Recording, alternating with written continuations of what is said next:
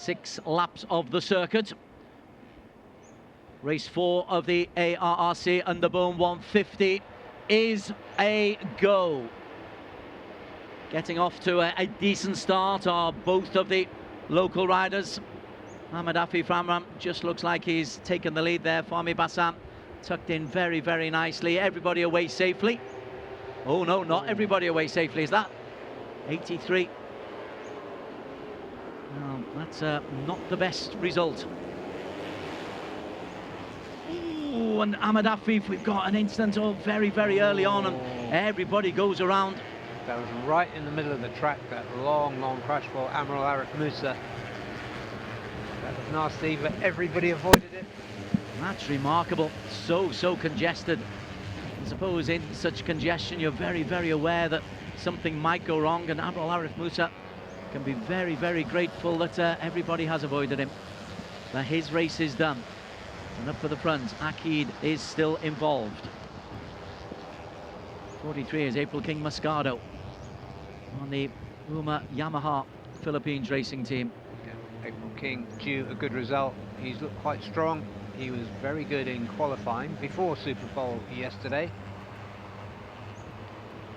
JPNW's Tifan Ran going through there at the front, and there's just a few bike lengths at the back of this group between Racetech 60's two riders. Akid Aziz leads going up the hill. And he takes his bike colleague with him, Ahmed Afif Ramram. Another clash there. That's one of the Racetech riders. That's Dimas Juliet Moko, who didn't finish yesterday. He crashed on the final turn. That looked like a mechanical problem as well. He stood up very, very quickly. Let's just hope that there's no oil being left on the track. That's something that we've had a little bit too much of this weekend. Yeah, it's mechanical. But at the front, it's like super fast racers being split by April King Moscato, where it was last time we looked. There's the different lines that you've got, and they're two pit bike boys, two different lines completely. And then you come across the circuit and coming through. Yesterday's race winner is there as well, as is Charles Shazas. As is Nazrul Izzat. So many of the big boys are in contention as we come through at the end of lap number 1. Akid Aziz, bike 13, Charles Shazras 61. They go through. Shazras it is who leads, and Husni, who didn't really show until the latter stages in yesterday's race. He's got himself right up at the top with April King Moscato and Nazrul Izzat and Fahmi Bassam. Big names up at the top, including John Emerson Agito and Waiwaji Chilixana. Yeah, everyone a race winner as far as I can recall.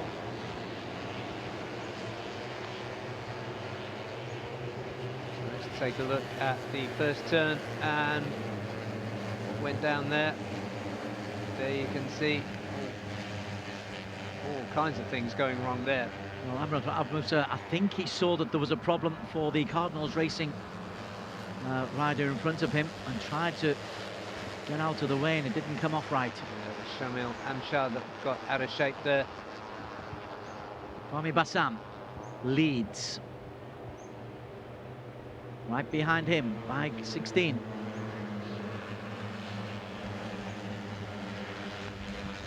Got to love these underbones. It's a buzz as they go past us in the commentary area. And so many changes of lead. Adib Arshad showing there at the front for UMA Racing.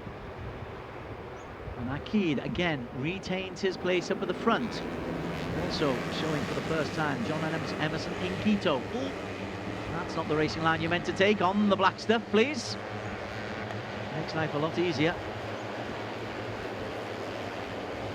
Nazrul giving chase at the moment. Too much for the onboard camera that was, but back in the middle of this pack is yesterday's P2 finisher Waiwaji Trelixana for Racetech 60 on that bright high-vis yellow Yamaha. Come down the back straight for the second time. What a sight this is. This is one of the greatest sights in two-wheel motorsport, in my completely unbiased opinion, Des. Najul Izzat Bahoudin has a look on the front, and once again Husni is there, Fahmi Bassam is there, but it's the pit bike that takes us around the corner first. That iconic turn 15 here at Sepang. Ahmed Afif Amram is the leader, or was the leader, until Fahmi Bassam goes through in P1, and then a completely different line by Husni Zainal. Yeah, that was really interesting. I think he was practicing slipstreaming, pulling out of the slipstream. They go into turn 1. Afif Amram and Nakid Aziz both in that leading group, as is John Emerson and Guito. Najul Izzat in the purple of Uma Racing.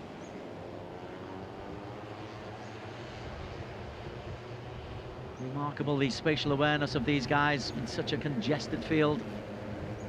There seems nowhere for them to go. Oh, we've got a problem, or do we? Is that Charles Chazras, or is that just a completely different line? Just a completely different line from Charles Chazras. Yeah, well, we said when we were going through the grid that drama follows Charles Chazras one way or another everywhere when he's on the racetrack. He does bring a lot of entertainment value. The black livery of John Emerson and Guito very, very much involved in this battle. Behind them, Ahmed Fazrul Sham in there, Aditya Fauzi, Shamal Amshar. Owen Sanjay's got himself up into P14. The first 8 separated by less than 1 second. I'm not saying they're pulling away, because you can never say that in this sport. No, you can't. And well positioned right from the off has been Wayuaji Trelaksana. Fazrul Sham. Come up the hill and around this long right-hander through 9 and 10. Fazrul Sham won race 2 last time we were here for round 5, 2024. Nakid Aziz and Najul Izzat, regular competitors against each other on the local Capri circuit. And being joined by Charles Chazras, another regular, and Ahmed Afif Amram. It's a Malaysian party at the front, just for now. Nazrul sweeping around the outside there too. Very much an all-Malaysian party. And this time they decide the grandstand is where we'd like to be. A little bit of a shade for us to work with. Najul Izzat is leading the way for a short while. Akid is there then. And then they pull wide to get as good an angle as they possibly can into this hairpin turn 15. We've had 4 laps. This is now halfway. And we are no closer anywhere to finding out who's going to win this race. We have absolutely no idea. Akid leads from Nazrul, from Husni, from Afif Amram. What we can tell you is that the big names are all there. Ahmed Fazrul Sham, as you said, a winner here last year. April King Moscado, Aditya Fauzi, Arwin Sanjaya, all there. As is Wayu Haji Trilaksana. Yeah, and Shamal Amshar, new rider in for Cardinals Factory Racing. He's showing as well, really well, just towards the back of that front 20 or whatever it is. Aditya Fauzi, the new man in front. Aditya, 3rd in the championship last season. He had a P2 in race 2 at Sepang in round 5 of last season. So he knows what it's like, he knows where the podium is. He certainly does. Aditya was a real revelation last year. He came in on a Yamaha to partner Wayuaji Trilaksana in the Race Tech 60 team. Team switch for him this season, and bike switch to Honda, and he's really making it work. This is Hafiz Farrell Rasyadin for the 4S1M Evo Yamaha racing team, having his moment in the spotlight. Seeing his teammate Emerson Ingito. He was there for a little while. Hafiz is there. Charles Chazras is the new race leader. I think with all of these riders, what we've learned over the years, Barry, is you've just got to make sure you're there or thereabouts coming into the final lap and a half, and put yourself in prime position coming into the final corner. So many of these races are only decided in the last few hundred meters of any race. Yeah, they do, and they have different approaches. Riders like Kid and like Waiwaji are quite happy to go to the back of the group and then work their way back up again. Other riders, like the sadly absent today, Kumita Krishna, like to hug the top 5, but we can't count how many riders there are in this group. But finding your way through it to a podium is a very, very special superpower. Aditya Fauzi, 177 in that group. Also in there, still in that group, is Hafiz, 96.